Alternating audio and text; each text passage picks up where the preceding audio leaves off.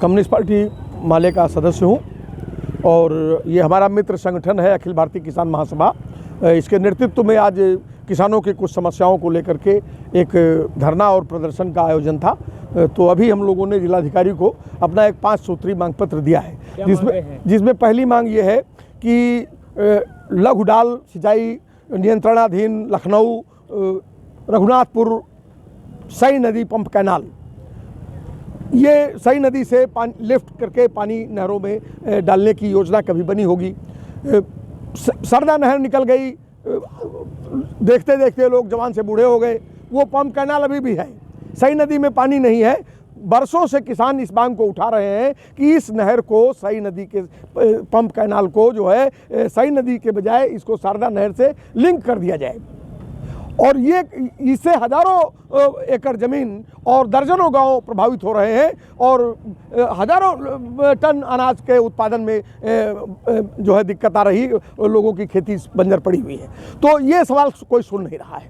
इस सवाल पर रायबरेली के सांसद राहुल गांधी से भी किसानों ने अरदास की, प्रशासन से भी कई बार मांग की, नहर विभाग से कई बार मांग की, लेकिन इस सवाल को कोई सुनना नहीं चाहता है। वो बताते हैं कि इसमें पुनर्निर्माण की जो स्थिति है उसमें बहुत खर्च आ जाएगा। तो बहुत खर्च आ जाएगा तो जो खर्च आ रहा है उसका तो अपने जेब में बंदरबाट कर ले रहे हैं।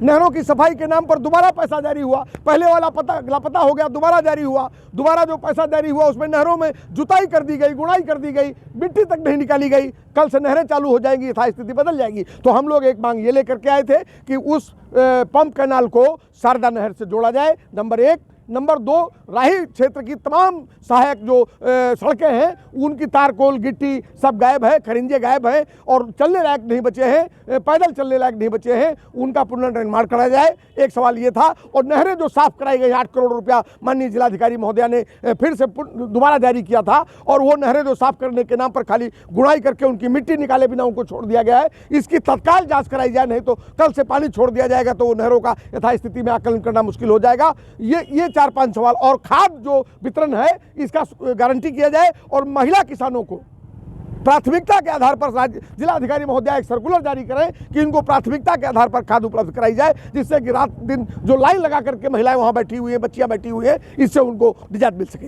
ये हमारा 5 सूत्री मांग पत्र है। अगर मांगे नहीं पूरी हुई तो आगे क्या तो किसान और मजदूर के सामने लड़ाई के अलावा और क्या रास्ता बचता है।